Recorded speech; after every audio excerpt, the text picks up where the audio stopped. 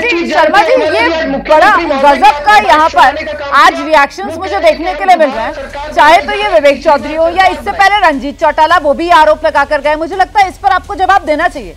यहाँ पर हरियाणा में क्या बीजेपी के भीतर अंदर खाने इतनी फूट है कि आपस में ही नेता एक दूसरे को हराने में लगे हुए हैं? हम तो मतलब ये सवाल कांग्रेस से पूछते थे कि साहब कितनी कांग्रेस चल रही है हरियाणा में, हुड्डा कांग्रेस, सैलजा कांग्रेस, रणदीप सुरजेवाला कांग्रेस। यहाँ तो ऐसा लग रहा है सर बीजेपी में अंदर खाने नेताओं की काट के लिए आप लोगों ने फौज खड़ी कर रखी है। कुछ देर पहले चौटाला साहब कह रहे थे, अब विवेक चौधरी जी भी ये कह रहे हैं। सर क्या चल रहा है सर बीजेपी में हरियाणा में? रोमाना जी, बस 5 लोग मेरे विपक्ष में बोल रहे हैं तो थोड़ा सा टाइम जरूर दे दीजिएगा मुझे, क्योंकि सबका मुझे एक एक लाइन में ही जवाब देना है। आपने कहा कि वे कह रहे हैं इनके घर की लड़ाई, इनकी घर की, अरे अपना घर संभालो भाई, अपनी पार्टी संभल नहीं रही है। पार्टी छोड़ के लोग टूट चुके, बचा ही नहीं पार्टी, और दूसरे के घर में कोई विपक्षी क्या कहेगा? यही तो आरोप लगाएगा, और क्या आरोप लगाएगा? कहने के लिए है क्या उनके? सवाल का जवाब नहीं है। विवेक जी एक सेकंड, उन्हें बात रखने दीजिए, मैं दोबारा आपके पास। आप सुनिए, हाँ सुन लीजिए, सुनिए। दूसरा मेरा आशीर्वाद, गरिमा जी प्लीज अपनी बारी का इंतजार कर लीजिए, बीच में मत टोकिए। गरिमा जी, के शर्मा जी का समय है, उनको बोलने दीजिए, वो दे रहे हैं, सुन लीजिए पहले, फिर दोबारा। शर्मा जी आइए। ऐसा है, बस रोमाना जी मैं इतना ही कहूँगा कि वाणी जो शब्द होते हैं ना, संस्कार को बताते हैं। मुझे आश्चर्य आज कांग्रेस की प्रवक्ता किस संस्कार में पली, उनकी भाषा किस तरह की है और शब्दावली, ये पूरा जनता जो है आपके करोड़ों जनता बताइए, अपने नेताओं को बताइएगा। उनको भाषा सीख लेनी चाहिए। चलिए रह दो भैया, चल चल चल, पहली बार आई हो लग रहा है मुझे। गरीब आप रोमाना जी भी अपनी बात, जी जी अपनी बात। 10 वर्ष हो गए, 10 वर्ष से, हाँ 10 वर्ष हो गए, 10 वर्ष से कांग्रेस को वहां पर सत्ता से बाहर खड़ी है, लेकिन यहाँ पर सुकून जो है, आंख में सुकून ले रहे हैं। अरे घर में आग लगी पड़ी है और मसाल देख के सुकून ले रहे हैं, तो अब ऐसे लोगों को ये मुबारक हो, हमें क्या आपत्ति है? अभी मैं रशीद साहब को सुन रहा था, उनके यहाँ बड़ा शांति और गंभीरता चल रही है।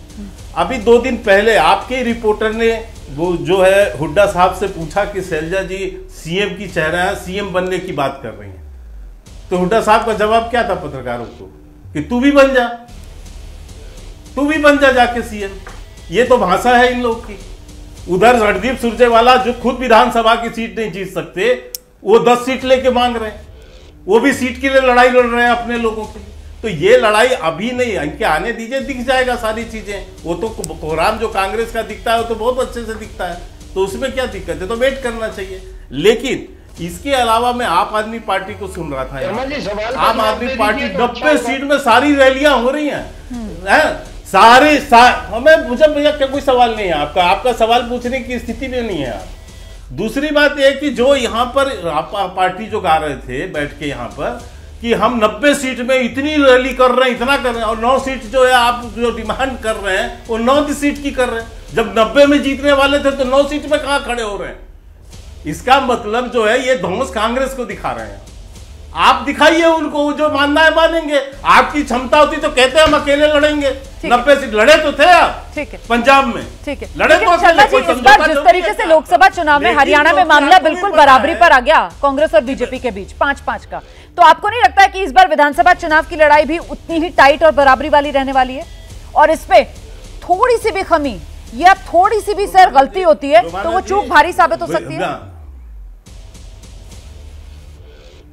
रोमाना जी, यहाँ 2 वरिष्ठ पत्रकार बैठे हैं, मैं बाकी प्रवक्ताओं की तो बात नहीं करता। रामकृपाल जी भी बैठे और रशीद जी भी बैठे हैं, दोनों बहुत सीनियर।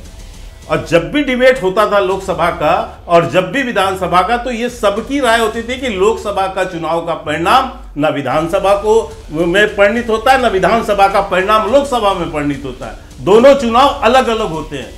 और ये हम जब 4 राज्य जीते अभी 2023 में, तो यही सब मिलके आप लोगों ने डिस्कशन में कहा ना कि नहीं जीतोगे आप, ठीक है, मध्य प्रदेश नहीं जीतोगे। आप कह रहे हैं उससे जोड़कर, यही मैं आपको कह रहा हूं, चुनाव जो हरियाणा का आया है उससे जोड़कर विधानसभा को फिलहाल नहीं करना। एक सेकंड सर, मुझे जल्दी से क्विक रिएक्शंस बाकी मेहमानों के भी लेने हैं। जल्दी से एक रिएक्शन रशीद किदवई साहब के पास में जा रही हूँ। रशीद किदवई साहब, यहाँ पर बीजेपी लिस्ट के मामले में बाजी मारती हुई नजर आ रही है, लेकिन कांग्रेस और आम आदमी पार्टी गठबंधन को लेकर अभी तक कदम आगे नहीं बढ़ा पा रही। ये भारी पड़ेगा सर ये देरी?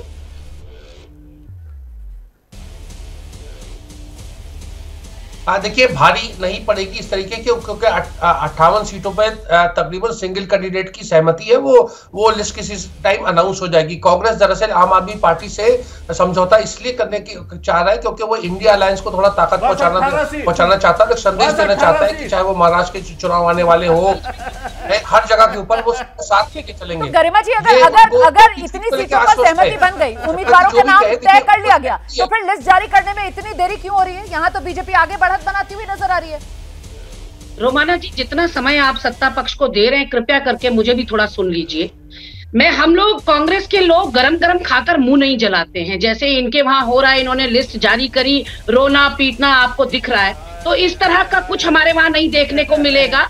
और मैं आपको 2-3 बातें, देखिए बीच में मत बोलने को बोलिए प्लीज। अब मेरा समय नहीं टोक रहा है आपको, आपकी बारी है, आराम से बोलिए। मैं बोल का नहीं, लगातार भाजपा के प्रवक्ता बोल रहे हैं। मैं आपको 2-3 महत्वपूर्ण बातें बताना चाहती हूँ कि बाई इलेक्शंस में कहां से लड़े थे इनके वर्तमान मुख्यमंत्री? करनाल से। क्यों करनाल से भागना पड़ा?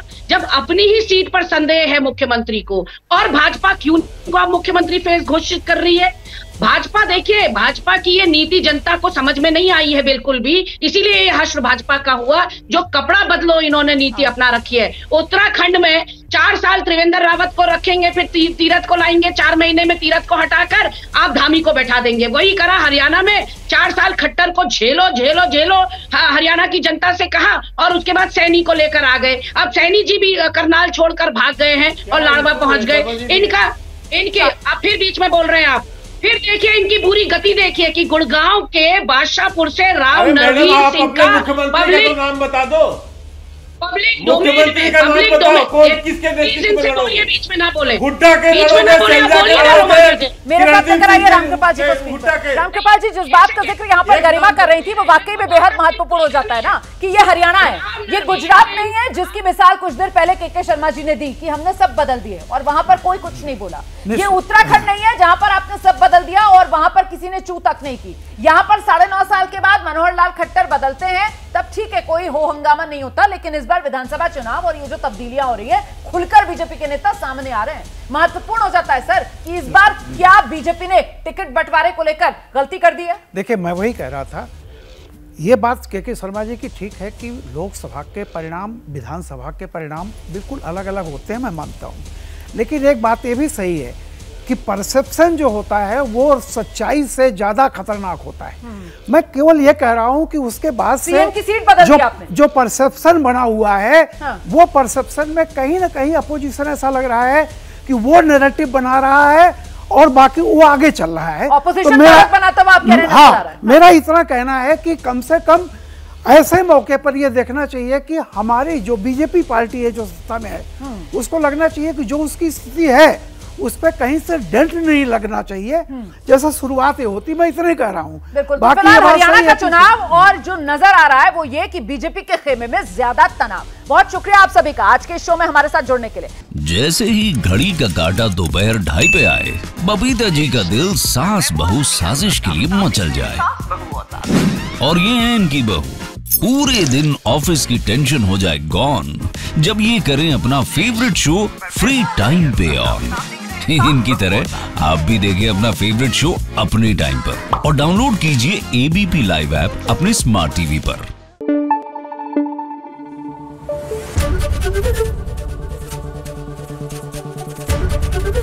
एबीपी न्यूज आपको रखे आगे।